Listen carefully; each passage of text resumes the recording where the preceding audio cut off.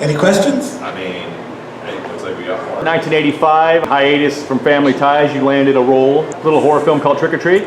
Did you seek that out, that role, just something different, Skippy role, or is that something they came to you? I auditioned for it, and I went for it hard. I beat out Keanu Reeves.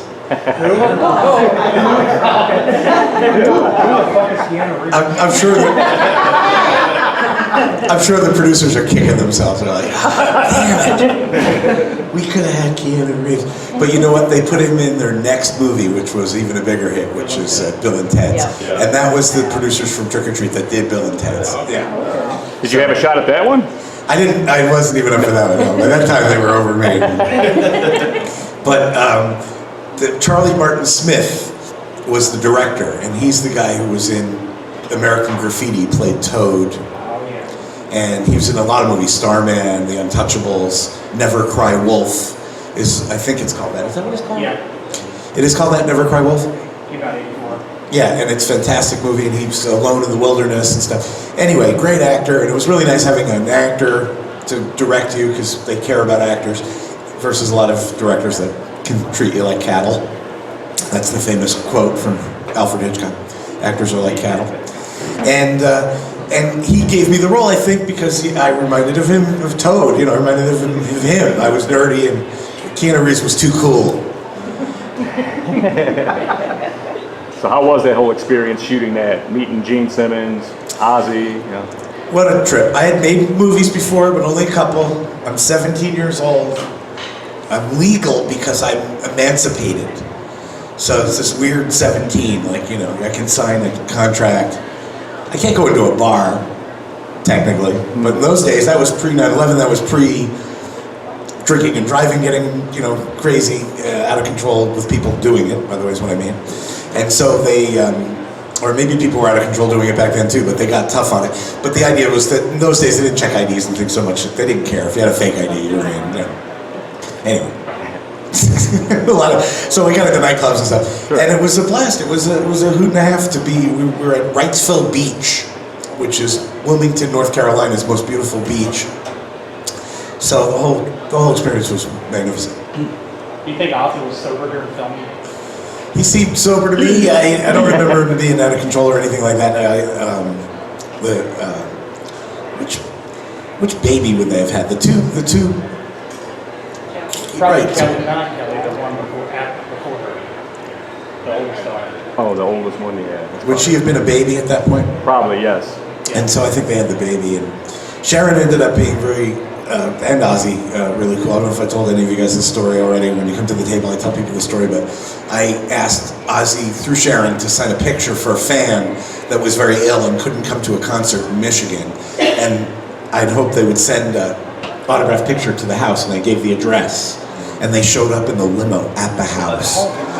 Unbelievable. That was through a request from me. I'm not close with him or anything, and I wasn't then, but I got the request through to Sharon, and that's how they responded. I mean, imagine if that happened for me with my request. Very charitable people. Good story. It's a good story. How was Gene Simmons? And Gene Simmons didn't really want to be there, from what I understand. And I was an idiot, because I was, how you do stupid things, and I'm not even going to share, I think we all have stupid things in our brains that we're never going to share with anybody, right? Those things that are the most stupid things that you flash on every once in a while. You go, oh my God, that was so stupid, I can't believe I did that. But I'll share this one. I actually said to Gene, can you do the tongue thing? You got the stone No. cold. You got the look, didn't you? He said, yeah, I got the look, and he said, I only do that for girls. I saw him. He was on Oprah years ago, and Oprah asked him how long his tongue was. He said, long enough to be your best friend. That's good. Do you still maintain connections with any of your Family Ties former co-stars? By the way, I'll just say my girlfriend lived next door to Gene's kids. They lived together, the brother and the sister, in Laurel Canyon, which is where I live now. And I didn't really get to know him very well, but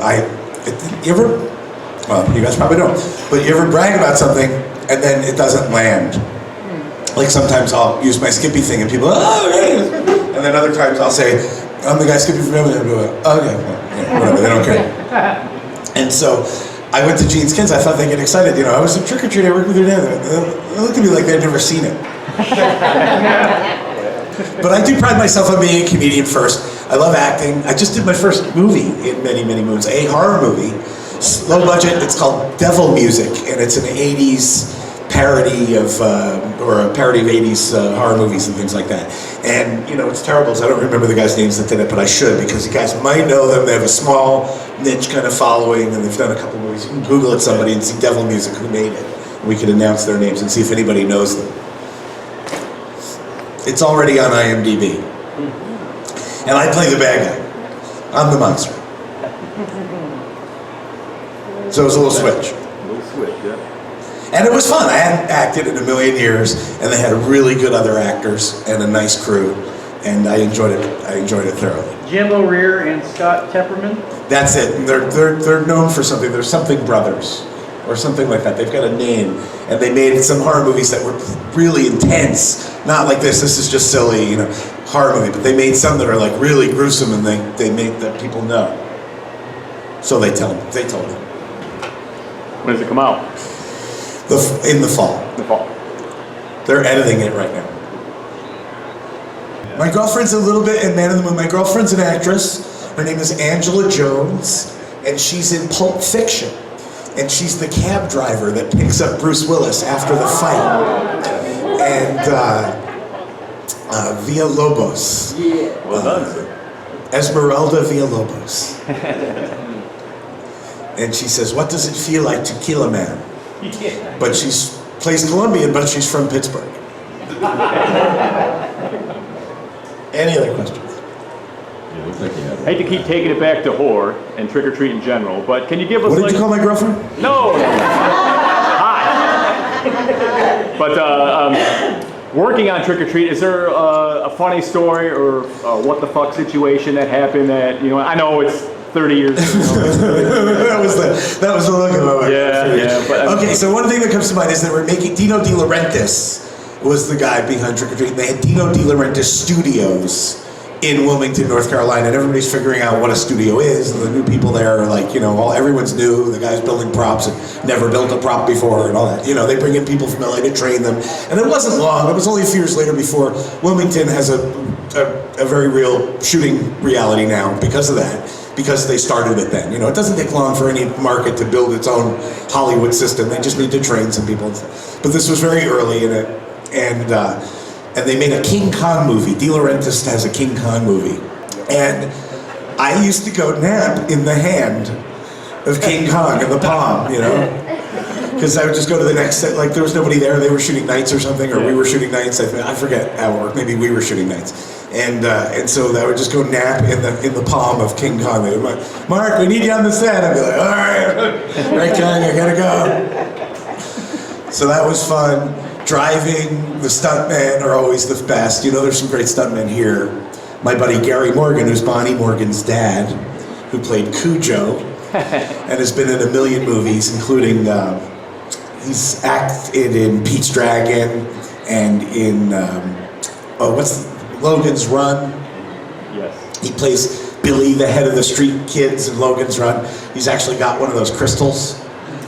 He's got some cool shit. He's got some Planet of the Apes prosthetics and stuff. He's been around, he's done it all. So when we were doing the movie, the stuntman drove me and taught me how to do driving, taught me how to do spins, brought me into a lot.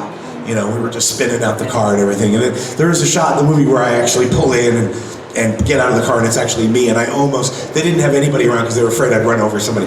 But I almost ran over the camera. What was it like working with the late, great Tony Fields? And it was great. It was great. Does everybody know that he was a solid gold dancer, and he was in the Bad video, Michael Jackson's Bad video, and he came from that kind of a background. And he didn't want me to be too friendly with him on the set. He didn't want me to be like buddy-buddy with him, so I would remain a little scared in the scenes. And so he kept his distance, and we had a little bit of a try to keep me scared thing. But after the movie, we became closer, and turned out he was a really warm guy. And I didn't mind that. It was kind of a good move as an actor or whatever. Why should we be hanging out all night if I'm supposed to be scared of him in the movie? I have another story that I remember from another movie that I'm in, which nobody ever saw, called Little Devils: The Birth. And in it is, I'm blanking on her name, but the actress that was in the movies with Jerry Lewis and stuff, and she plays the landlord. And Russ Tamblyn from West Side Story and Twin Peaks, right? Russ Tamblyn. He's in it, and he plays the monster. He's a great he's an Academy Award actor, from West Side Story. And he plays the monster, and it was this low-budget horror movie, and the monster makeup was goofy. And if you guys don't know, you probably do. In the movie, if it looks okay, it always looks goofy in real life, even if it looks okay in the movie. In this case, it looked goofy in the movie, so it looked like especially goofy in real life. He looked like the I Love Lucy episode where they play in a school play and she's a tree. If you guys have to rent this Little Devils: The Birth, if anybody can find it, and look at this. And so it's the main scene of the movie. He's confronting the kids. We're supposed to be as scared. It's the peak in the movie. If you're an actor in a movie, Charlie Martin Smith told me, you chart out the emotions like a graph. And this way, because you shoot different things all the time, and they go, okay, you're shooting scene 93, and then they go, you're shooting scene 4. So you can kind of look at your graph and see where you're supposed to be. Okay, this is the part of the graph where it's the peak of fear. This is that moment in the movie. Towards the end, it's the scariest part. And we just could not stop cracking up. We had giggles. When you get the giggles and you're in church or something, or at a wedding, it was like that. We just could not stop cracking up. And he's older, and I feel bad now. Honestly, he's so disrespectful. Here's this Academy Award-winning actor, and he's trying to be the bad guy. He's trying to be scary. And we're laughing. And honestly, I'm not proud of this. I'm really not. And they called a break, and he's smoking a cigarette now, and he's dressed as the monster, and he's getting mad, and he's like, "Come on, kids, will you please be professional?" He's in the monster. He's like, the monster's smoking a cigarette.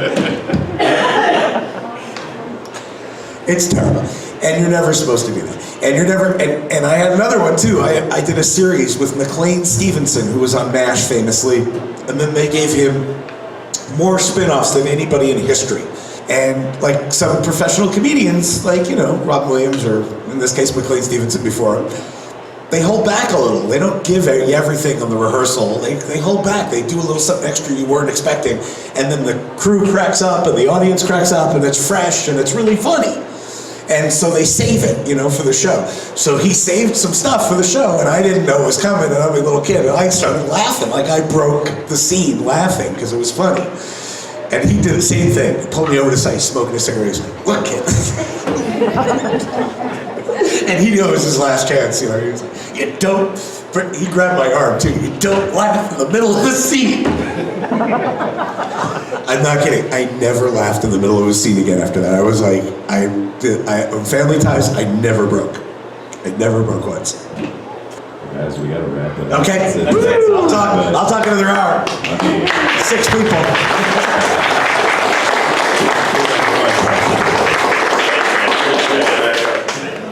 Watch for me on the Death Curse Society. Bunch of fucking assholes!